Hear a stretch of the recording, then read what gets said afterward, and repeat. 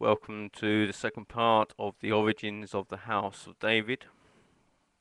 So we've passed the first hour of the night, and where we found in the Bible, Elkanah had two wives, Pina and Anna had problems conceiving a child. After praying for a long time, she finally bore Samuel, who she sent to Eli the priest to train in the priesthood.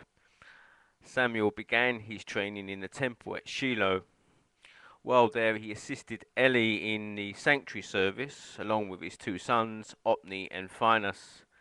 Unfortunately, his sons brought the offerings into disrepute through eating meat before the fat was burned, strictly against the law, and they also sexually violated the temple assistants. Because of such wicked behavior of the sons of Eli, his inheritance was about to be judged by God. His priestly line was to be destroyed. So we come to the second hour of the night. And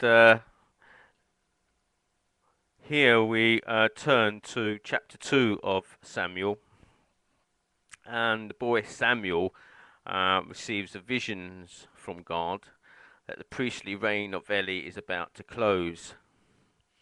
A new era of revelation is about to be instituted by God, and divine communication will shift from the era of judges to that of the era of the prophets. Samuel becomes the religious leader of the people. He is the meditator for the people's call for a monarchy. So here is the second hour pictorial. And we have the boat of the ram-headed god E.A.W here. And this scripture begins here, verse 28 of excuse me, of chapter 2 of Samuel. And did I, meaning E.A.W, choose him out of all the tribes of Israel to be my priest, to offer upon my altar, to burn incense, to wear an ephod before me, and did I give unto the house of thy father all the offerings made by fire of the children of Israel. Now we turn to the boat of the grain god Nepha here. And we pick this up, a description of this, in verse 31, chapter 2 of the first book of Samuel. Behold, the days come that I will cut off thy arm and the arm of thy father's house, that there shall not be an old man in thy house. In the centre kneels a woman without arms, and before and behind her stands a man who likewise without arms. So this pictorial picks up verse 31 in Samuel. Now we go to verse 34, and this pictorial here, the boat of the lizard god. And this shall be a sign unto thee that shall come upon thy two sons, on Othni and Phinehas. In one day they shall die both of them. And here is a head that lies above what appears to be a lizard. The boat is surmounted by a crown of the south, and at the stern by a crown of the north. And between the two scepters, which symbolize the gods AM-TUAT and AM-TUAT.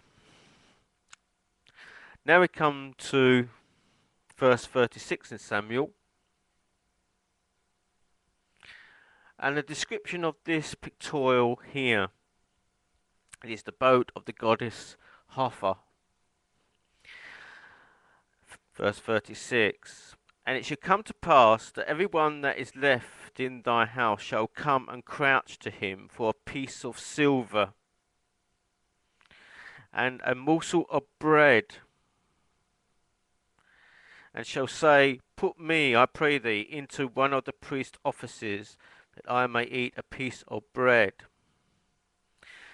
In the centre of the boat, between two goddesses, stands a huge sistrum, which is the symbol of the goddess Hathor, but has become the silver, and inside the silver cup, the morsel of bread, as given as a description in scripture.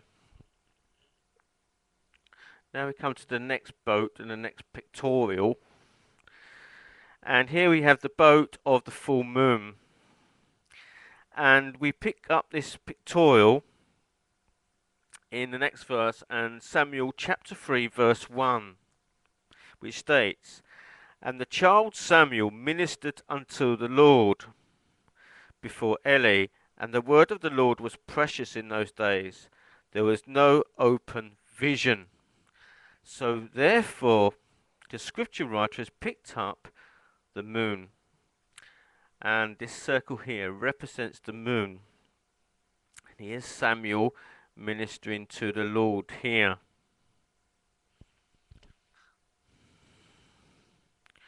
Now we come to the lower register and verse 2 of Samuel, 3rd chapter.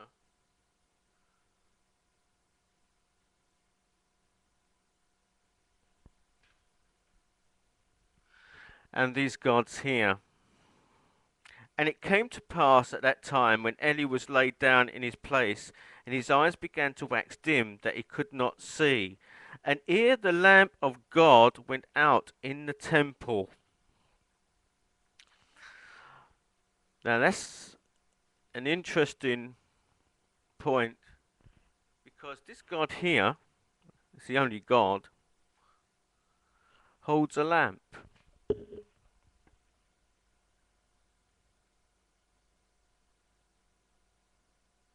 This one holds a spear. These hold staffs. But this one holds a lamp, so we know exactly where we are in the scripture. That the Lord called Samuel, and he answered, Here am I. And he ran into Eli, and said, Here am I, for thou callest me.